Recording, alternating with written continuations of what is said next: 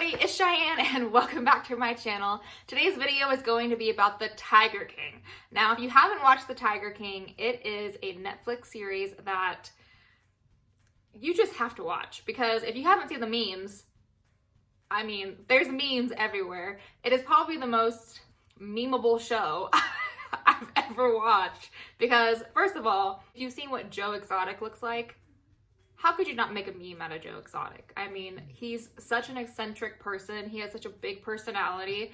And I think that's what got me with this series, is he's such a likable guy because he's so eccentric and out there, and like, he just has a really big personality.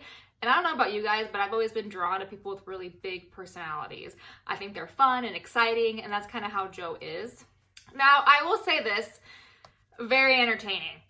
And especially since we're all pretty much stuck at home right now, if you need to waste some time, have a few Trulies, White Claws, whatever you drink, this show will definitely keep you entertained. It has a ton of different characters, very shady characters, and it's quite crazy because honestly, truth can sometimes be a little bit more scarier than fiction.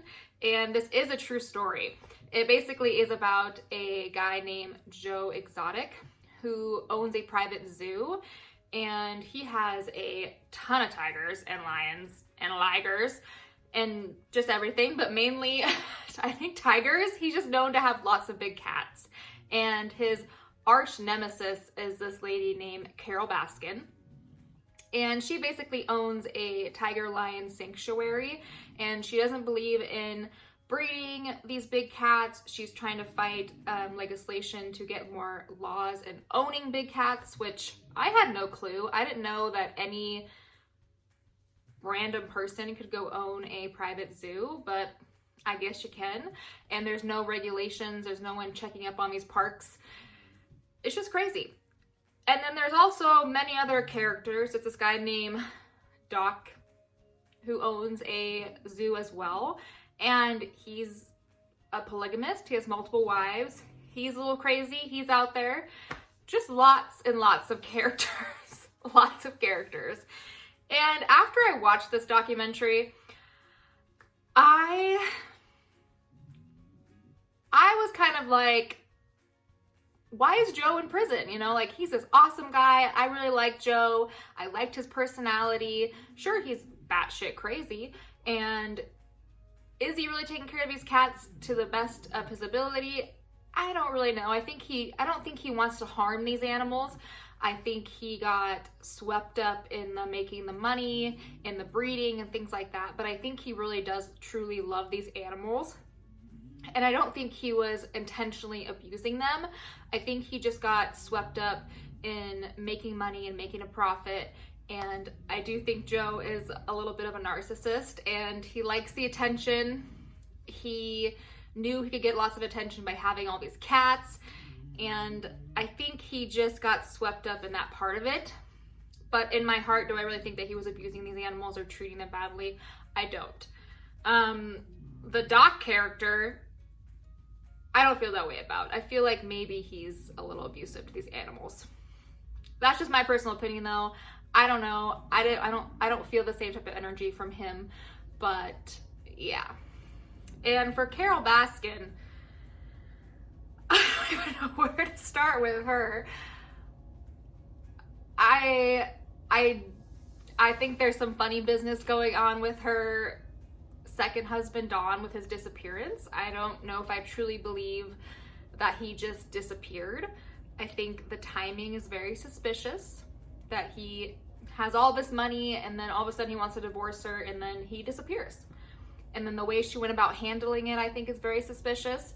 So I hope this documentary leads to a further investigation of Don, because I feel like there's some funny business going on there.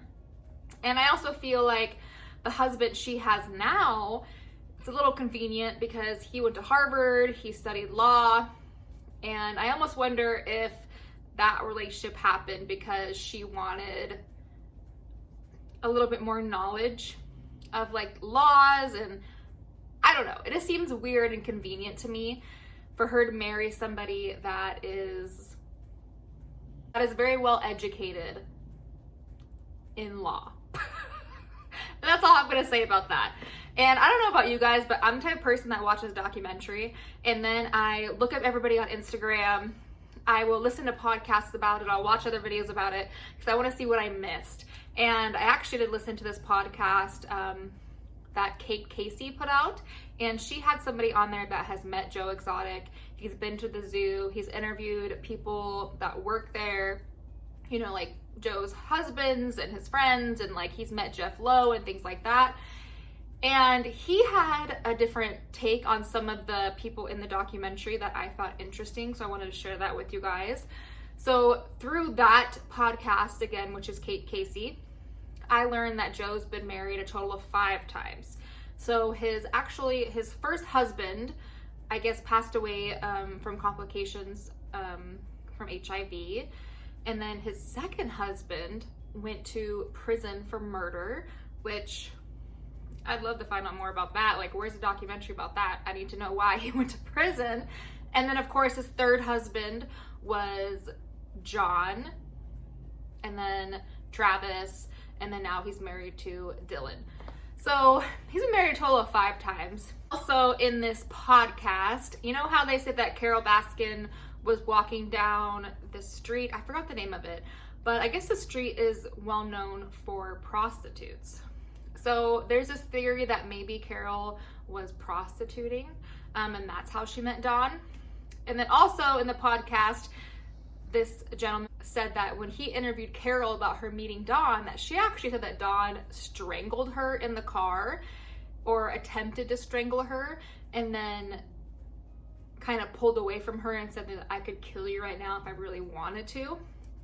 And since Carroll, she had kind of had a really hard upbringing. She had been sexually assaulted. She had been with abusive men.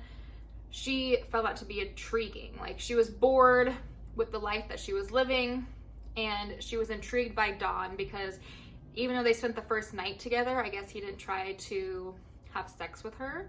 So she found that to be intriguing because unlike other men, that wasn't something that he wanted from her right away, that he kind of just liked spending time with her, like he found her interesting. I thought that was a little bit crazy though, that she says that Don tried to strangle her, or like I said that he could strangle her and kill her the very first time they met. That whole meeting thing is crazy too, and they didn't really talk about it much in the Netflix documentary, but Carroll was walking down the street, and Dawn, she didn't know Dawn, she had just gotten to a fight with her husband, and she had left the house to kind of cool off, I guess. And she's walking down the street, and this guy in a truck pulls up next to her and is basically like, get in, I'll give you a ride. And she's like, no, I'm fine, you know. And then he keeps telling her, get in, I'll give you a ride, get in, I'll give you a ride. And then finally she's like, okay. And she can see that he has a gun on his passenger seat. And he's like, if you get in, I'll let you hold the gun towards me, and all I want to do is talk. So she gets in and she holds the gun towards him, and they just, I guess Don just like talks to her the whole time.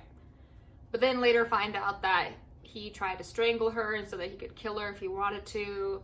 And then they end up spending the night together, but they didn't sleep together. That is all just a crazy story to me. So I am kind of wondering if she was prostituting, but she didn't want to say that. But from what I've heard, my internet research, I guess that area or that street is well known for prostitutes in that area. So thought that to be interesting as well. Also, something else I learned digging through the internet is that there's a point in this documentary that there is this studio that gets blown up on Joe's, or in Joe's zoo on his property, that houses alligators, and that was his studio for filming his internet show and then his reality show. And I found these alligators actually belong to Michael Jackson. Like, some of the alligators that got burnt up were Michael Jackson's alligators, which is even more crazier to me that that wasn't even mentioned in the documentary. Like, this documentary is so crazy that you didn't even mention that these alligators belong to Michael Jackson. But like, I don't even know what to say more about that. I just found that really interesting that Michael Jackson was housing some of his alligators there. Clearly, Joe has sold a lot of animals to a lot of different celebrities, but yeah, that's another fact that I found really interesting. But like I said in the beginning of this, I left this documentary thinking, why is Joe in prison? He shouldn't be. He was set up by Jeff. But then after the other research that I've done and other podcasts I've listened to and more digging I've done, I do think Joe is guilty. And I feel bad about saying that because I think the Netflix portrayed him in a certain way.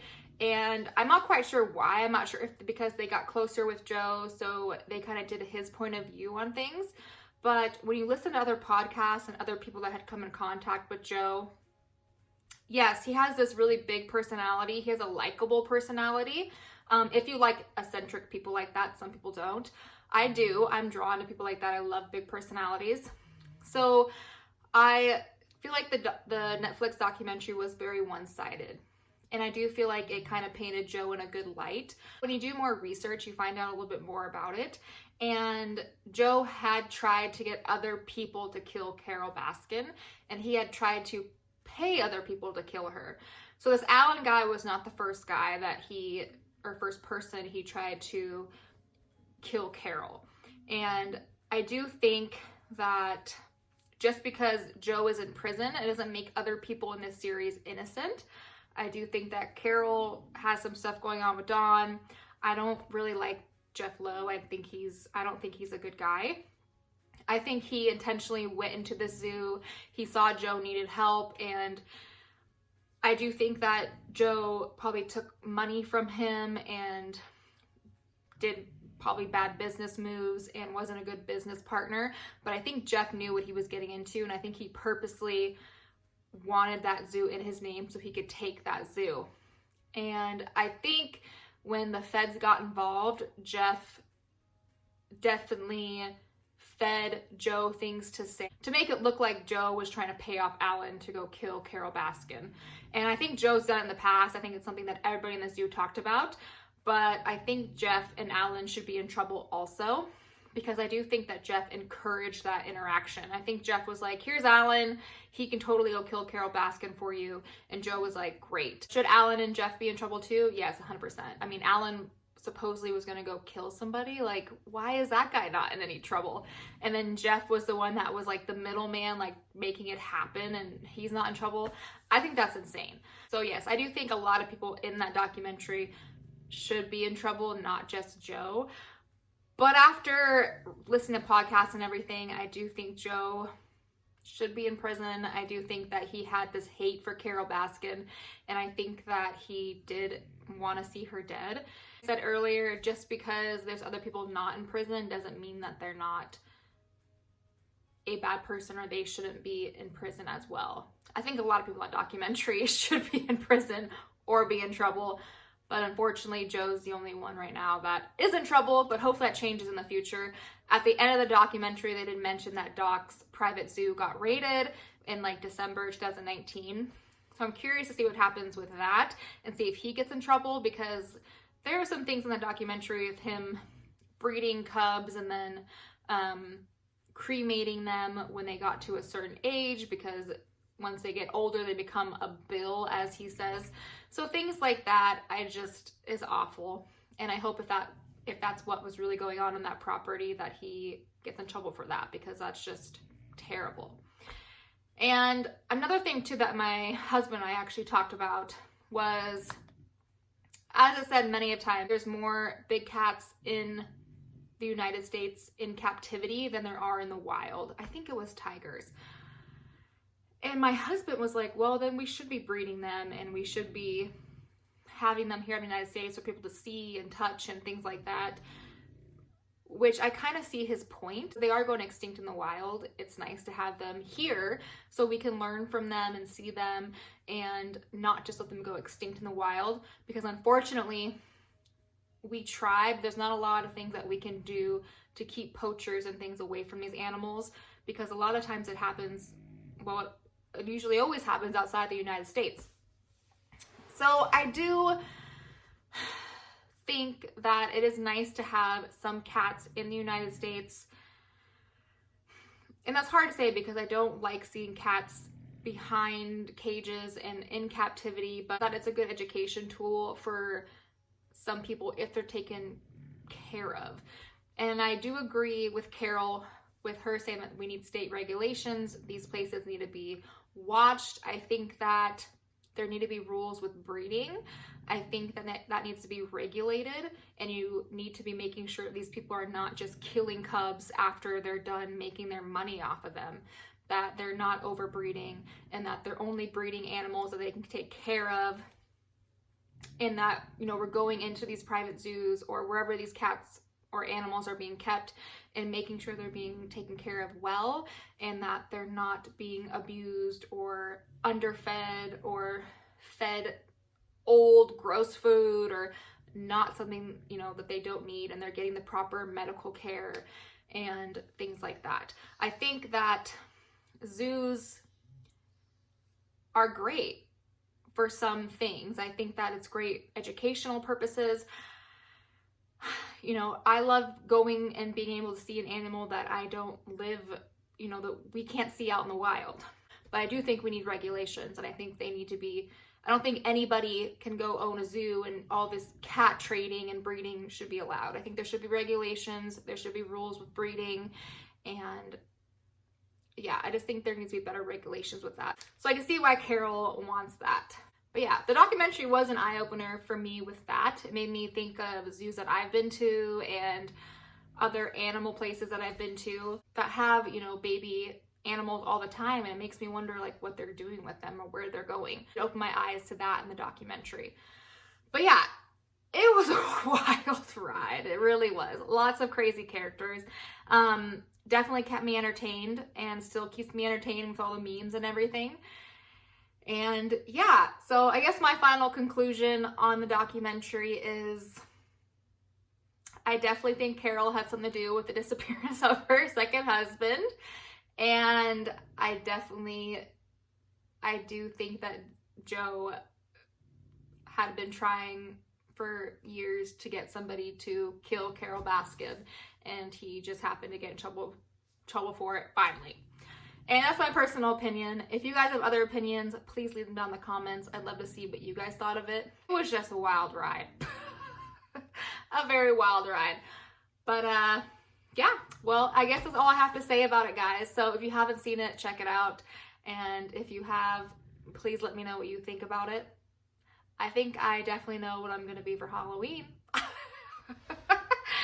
There is lots of great costumes in that show. I mean, the way Joe dressed was just, it's, yeah.